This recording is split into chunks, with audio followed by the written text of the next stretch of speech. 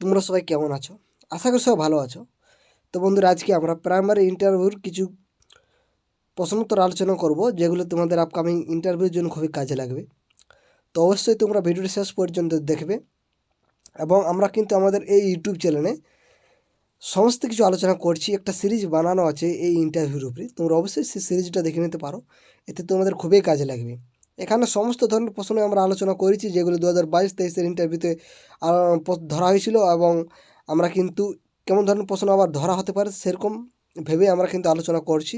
তোমরা অবশ্যই সেই প্লেলিস্টটা গিয়ে দেখে নেবে এবং তোমরা এই ভিডিওটা শেষ পর্যন্ত দেখো, তোমরাই বুঝতে পারবে এখানে কেমন ধরনের প্রিপারেশন নেওয়া হচ্ছে।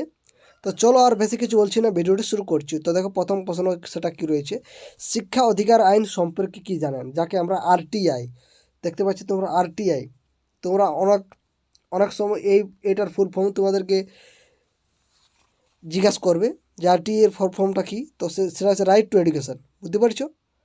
তো এটা তোমাদেরকে অনেকবারই জিজ্ঞাসা করবে, তোমরা অবশ্যই মনে রাখার চেষ্টা করবে। তো এই প্রশ্নটা কিন্তু 2022-এর যে ইন্টারভিউ সেখানে কিন্তু ধরা হয়েছিল। তো উত্তরটা কী হচ্ছে দেখো, শিক্ষার অধিকার আইন, যেটাকে আমরা সংক্ষেপে আরটিই বলি, যেটা 2009-এর প্রধান বৈশিষ্ট্যগুলি ভারতের 6 থেকে 14 বছর বয়সী সকল শিশুদের জন্য বিনামূল্যে বাধ্যতামূলক শিক্ষা, বুনিয়াদী শিক্ষা সম্পূর্ণ করার আগে কোনো পাস ফেল থাকবে না। অর্থাৎ এই 6 থেকে 14 বছর বয়স পর্যন্ত সবাইকে কিন্তু শিক্ষা দিতে হবে, এবং সেই শিক্ষায় সমস্ত শিক্ষার্থী পাস করিয়ে দেওয়া হবে, তাদেরকে ফেল করানো যাবে না। এটাই ছিল এআরটির এটা লক্ষ্য বলতে পারো। এবং 2010 সালে এপ্রিল মাস থেকে ভারতবর্ষের শিক্ষার অধিকার আইনটা চালু হয়েছিল। কিন্তু দেখো, এইখানে এই 2019-এ কিন্তু এটা তৈরি হয়েছিল, কিন্তু চালু হতে তো কিছু টাইম লাগে।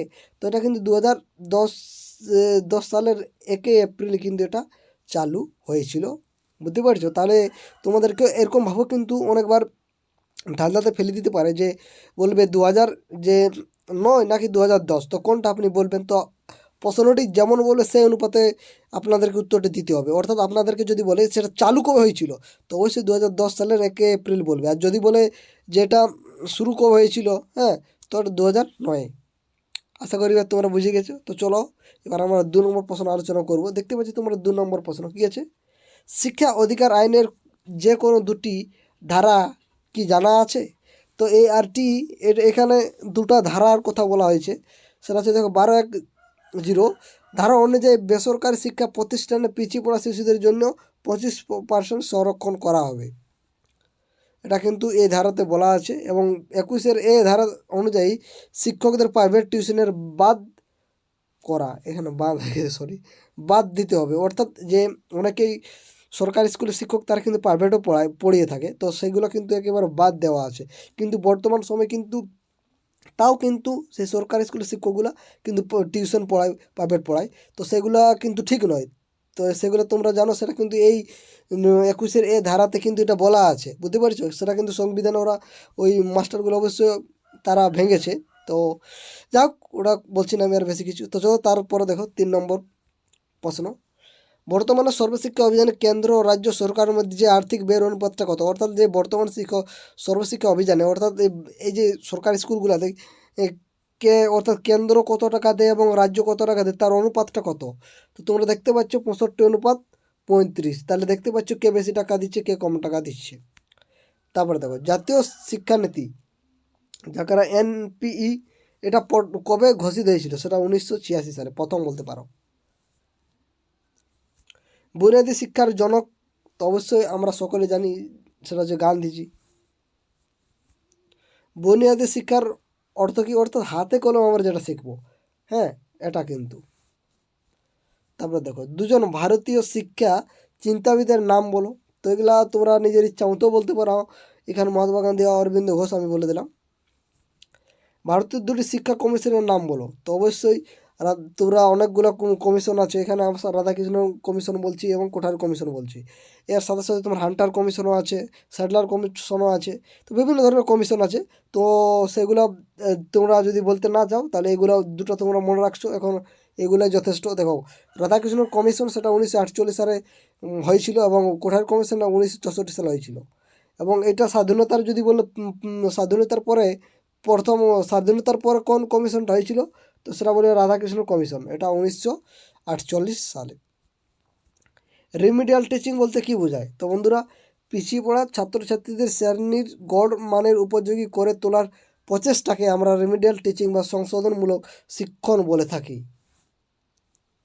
এটা তোমরা অনেকে জানো এবং তোমরা টেটে যখন প্রিপারেশন নিচ্ছিলে তখন তোমরা অবশ্যই এই প্রশ্নটির মানে এরকম ধরনের প্রশ্ন তোমরা করেছিলে। তো দেখো তারপরে দেখো, বাংলা, ইংরেজি, ইতিহাস, ভূগোলে পড়ানোর দুটি মেথডের নাম বলো। তো এই বাংলা যে ইংরেজি ইতিহাস এগুলো পড়াবো সেই দুটো মেথড বলতেছে। তো দেখো বক্তৃতা পদ্ধতি অবশ্যই লেকচার পদ্ধতি, তো লেকচার মেথড অর্থাৎ আমরা বলে যে আমি আপনাদের সাথে বলছি, এটা হচ্ছে বক্তৃতা পদ্ধতি। গল্প বলার তো বাংলা যখন আমরা পড়া অবশ্যই গল্পের মাধ্যমে আমরা পড়িয়ে থাকি। তাছাড়া আরও অনেক কিছু পদ্ধতি আছে, হ্যাঁ, সমস্যা সমাধান পদ্ধতি আছে, হ্যাঁ, প্রকল্প পদ্ধতি আছে, তো সেগুলাও বলতে পারো। কিন্তু দেখো এখানে ভূগোলের ক্ষেত্রে প্রকল্প পদ্ধতিটি হবে, হ্যাঁ, এবং ফিল্ড মেথডও হয়ে থাকে। তারপরে বক্তৃতা দান, এটা কিন্তু খুবই ভালো ইতিহাসের ক্ষেত্র, এই ইংরেজির ক্ষেত্র, বাংলার ক্ষেত্র এবং ভূগোলের ক্ষেত্র এবং গল্প বলা পদ্ধতিতে অবশ্যই কাজে লাগবে ইতিহাসের ক্ষেত্র। শিক্ষা সংবিধানের কোন তালিকায় আছে? তো সেটা অবশ্যই যুগ্ম তালিকায় রয়েছে। স্পেশাল এডুকেশন বলতে কী বোঝায়? তো স্পেশাল এডুকেশন বা বিশেষ শিক্ষণ হলো প্রতিবন্ধী বা বিশেষ চাহিদা সম্পন্ন শিশুদের শিক্ষাদানের বিশেষ পদ্ধতি। বর্তমানে দেশ ও রাজ্যের শিক্ষার হারটা কত?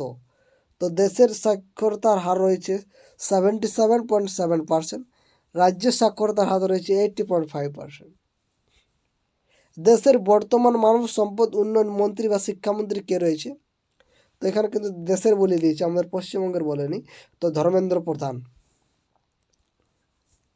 রাজ্যের শিক্ষামন্ত্রী সবাই তোমরা জানো, ব্রাত্য বসু।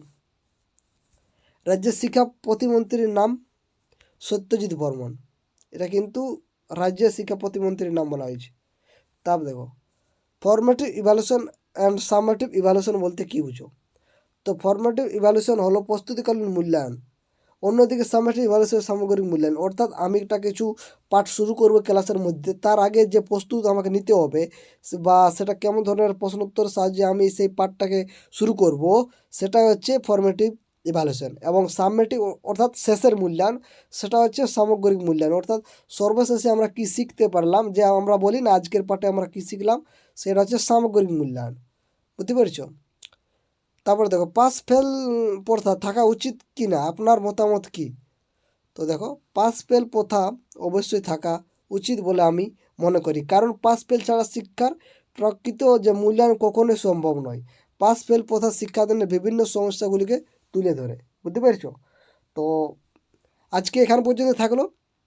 তোমাদের কেমন লাগলো এই 18টি প্রশ্ন অবশ্যই কমেন্ট করতে পারো, এবং পরবর্তী যে প্রশ্নগুলো আছে পরবর্তী ভিডিওতে আমরা আলোচনা করব।